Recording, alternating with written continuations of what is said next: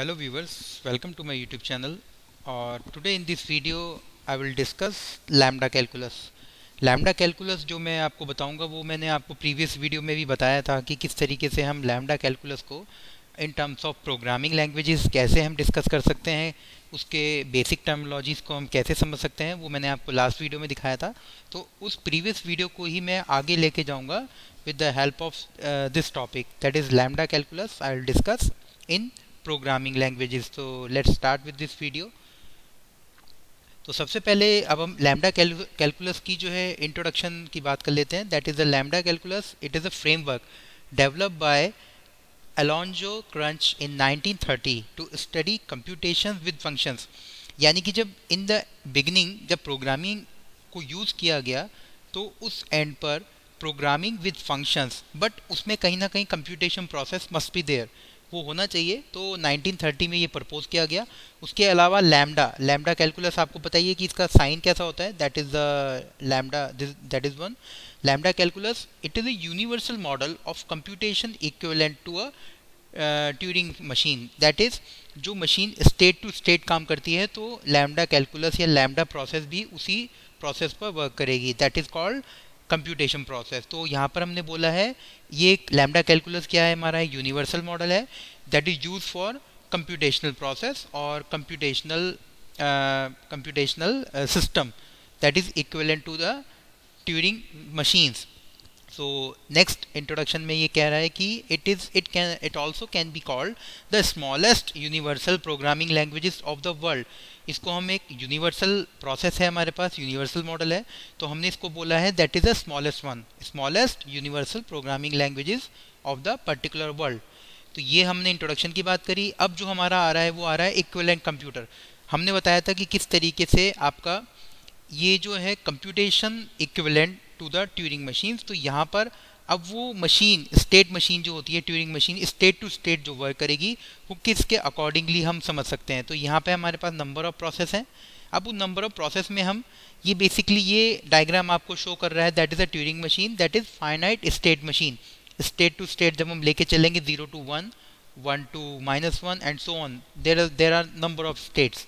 तो ये आप देख सकते हैं that is the equivalent computer. Lambda calculus according to the process कैसे वर्क करता है वो आपको पता लगेगा। Term that is called the variable term, that is the lambda variable dot term. तो ये एक तरह का एक्सप्रेशन है जिसको हम समझ सकते हैं। तो इक्विवेलेंट जो हमारा फाइनाइट स्टेट मॉडल है और लैम्डा मॉडल है यूनिवर्सल मॉडल जिसको हमने बोला है, तो उन दोनों को हम कैसे कंपेयर कर सकते हैं ये आपको इस स्लाइड के अंदर पता लग रहा है। After that what is calculus. अब लैम्डा कैलकुलस की हम बार बार बात कर रहे हैं। लैम्डा हमें पता है कि एक मैथमेटिकल साइन है। कैलकुलस क्या है, तो बेसिकली इन हाई स्कूल आपने पढ़ा होगा पावर रूल और सम रूल, ठीक है, डिफ्रेंशिएट आपने पढ़े होंगे n to the power -1। तो ये एक तरह से इन हाई स्कूल में पावर रूल और सम रूल आपने पढ़ा है। तो from that point of view calculus is a branch of mathematics that deals with limits and the differentiations and integration of functions of one और more variables. यानी कि integration हम करते हैं, आप लोगों ने हाई स्कूल में पढ़ा होगा इंटीग्रेशन और डिफरेंशिएशन जब हम पढ़ रहे हैं तो लैम्डा जो हमारा कैलकुलस है वो कैलकुलस वहाँ से आया है। तो there is a kind of branch of mathematics जो डील कर रहा है हमारा डिफरेंशिएशन और इंटीग्रेशन के साथ। तो ये हमारा कैलकुलस का डेफिनेशन है। अब इसके बाद रियल डेफिनेशन क्या कहती है कैलकुलस की। अगर हम कंप्यूटेशन प्रोसेस में बात करें तो calculus is just a bunch of rules for manipulating symbols. यानी कि हम कह सकते हैं कि कैलकुलस क्या है, एक सेट ऑफ रूल्स, एक बंच ऑफ रूल्स है जहाँ पर हम कुछ सिंबल्स को मैनिपुलेट कर रहे हैं 1 to 1, क्योंकि हमें सीक्वेंस बनाना है। कंप्यूटेशन प्रोसेस है तो सीक्वेंस होना बहुत ज़रूरी है। But people can give meaning to दो symbols but that's not part of the calculus. People कभी कभी इसका जो लोग हैं वो गलत मतलब निकाल लेते हैं, तो उसके अकॉर्डिंगली हम कहेंगे कि ये कम्प्लीटली हम इसको भी इम्प्लीमेंटेड नहीं कर रहे हैं। That's not a part of the calculus. And the differentiation calculus is a bunch of rules for manipulating symbols, ये अभी आपको मैंने बताया। But there is an interpretations of those symbols correspond which physics and slopes। यानी कि हम इसको लेके जाते हैं, एक बंच ऑफ रूल्स है मैनिपुलेटिंग सिंबल्स के लिए यूज़ होता है, बट हम इसको क्या कह रहे हैं इन टर्म्स ऑफ सिंबल्स लेके जा रहे हैं जो कॉरस्पॉन्ड करेंगे physics and slopes other things में। तो ये डेफिनेशन है। अब इसके बाद लैम्डा कैलकुलस को हम बात कर रहे हैं rules for manipulating strings. Of symbols in the language, किसी भी लैंग्वेज के अंदर हम सिम्बल्स को मैनिपुलेट कर रहे हैं तो हम बोल रहे हैं कि वो लैम्डा कैलकुलस है, but that is the term equivalent to the variable, और वेरिएबल के अंदर 2 टाइम्स हम टर्म यूज़ करेंगे तो हमारा लास्टली हमारा एक्सप्रेशन क्या बनेगा, लैम्डा वेरिएबल डॉट टर्म। ये मैंने आपको प्रीवियस स्लाइड में भी दिखाया था, बताया था ये वाला, इस टर्म्स के थ्रू आप पता लगा सकते हैं। अब इसके बाद humans can give meaning to those symbols in a way that correspond to the computation, वो correspond के computation के correspond में आता है। तो अब why it is required, basically once we have precise and formal rules for manipulating symbols, we can use it to the reason with, and since we can interpret the symbols as representing computations, we can use it to reason about programs। यानी कि हमारे पास एक particular reason है हम उसको क्यों कर रहे हैं, क्योंकि हमारे पास कुछ फॉर्मल रूल्स हैं जिसके अकॉर्डिंगली हम लैम्डा कैलकुलस को यूज़ करेंगे। तो देयर इज़ अ रीज़न जहाँ पे हमें सिंबल्स को मैनिपुलेट करना है, सीक्वेंस में लगाना है और उसके अकॉर्डिंगली अपने ऑपरेशंस को परफॉर्म करना है। So that's why it is required.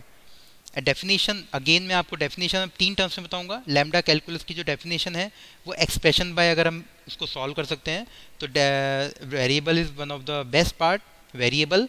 Second, the abstraction symbols lambda, that is denoted as dot, and the parenthesis.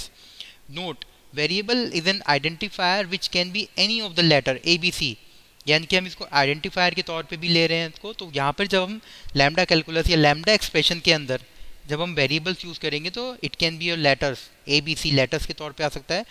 Introduction to functional criteria. The functional criteria lambda calculus के अंदर 2 होते हैं, function creation and the function application sorry.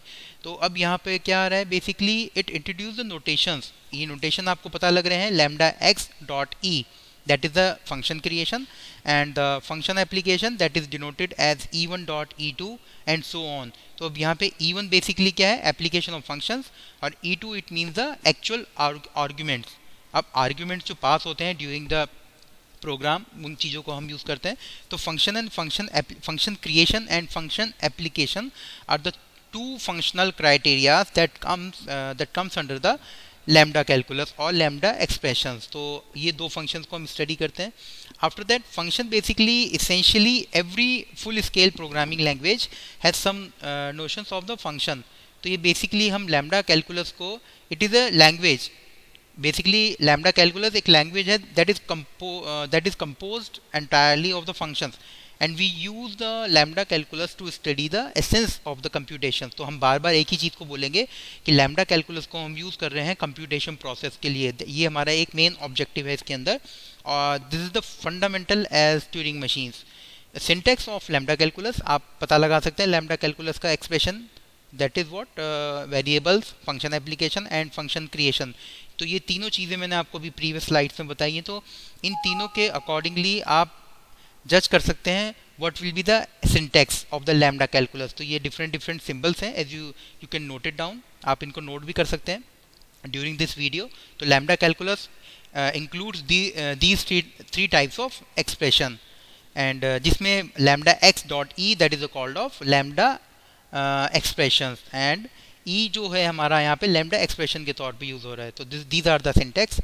अब evaluating lambda calculus that is pure lambda calculus has no built in functions, let us evaluate the following expression. अब ये हमारे पास एक नॉर्मल एक्सप्रेशन है, कुछ माइनस सिम्बल्स हैं, मैथमेटिकल साइंस हैं, और उसके अकॉर्डिंगली यहाँ पर हम कुछ सिम्बल्स यूज़ कर रहे हैं, कुछ न्यूमेरिक हमारे पास है डेटा। तो हम इसको जब यूज़ करेंगे तो here we can start with the plus sign. अब प्लस साइन के साथ हम यूज़ करेंगे यहाँ से फ्रॉम राइट टू लेफ्ट, और it can be right to left और लेफ्ट टू राइट। तो ये प्लस साइन से यूज़ होगा because it only operates on numbers. Plus sign यहाँ पर नंबर्स ऑपरेट कर रहा है। तो there are 2 ridiculous expressions like we can say the asterisk sign, ये हमारा multiplication sign है 2 5 and the asterisk sign again जो हमारा 3 के साथ एसोसिएट है।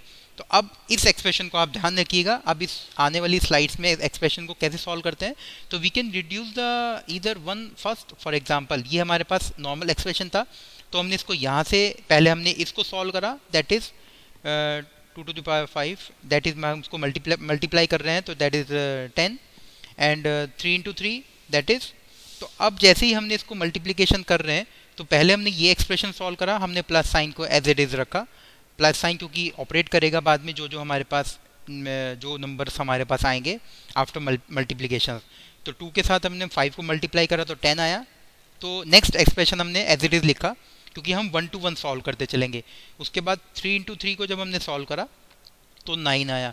अब उसके बाद प्लस साइन जो है, प्लस साइन क्या कर रहा था, यहाँ पे वो ऑपरेट कर रहा था उन जो न्यूमेरिक वर्ड्स थे, जो हमारे पास न्यूमेरिक डेटा था, उनको ये होल्ड करके रख रखा था प्लस साइन ने। तो प्लस साइन जैसे ही अप्लाई हुआ 10 और 9 के साथ, तो क्या आ गया हमारा फाइनल आउटपुट, क्या है हमारा 19। तो इसके accordingly we can evaluate the lambda expression और लैम्डा कैलकुलस। तो इस तरीके से ये मेरा लैम्डा कैलकुलस का वीडियो था। आई होप आपको पसंद आया हो।